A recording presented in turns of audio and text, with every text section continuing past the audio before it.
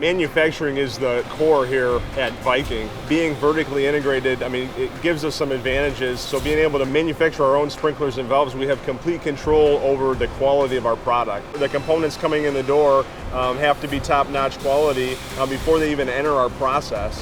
When it comes to our customers, they want consistency, they want limited variability. Automating that process guarantees that the first part is going to be exactly the same as the 15,000th part. Whether it's robots, I mean, the equipment that you're looking at behind me is brand new equipment, state-of-the-art equipment that's going to give us that advantage in the industry. Robots, automated vision inspections, AI inspection tools.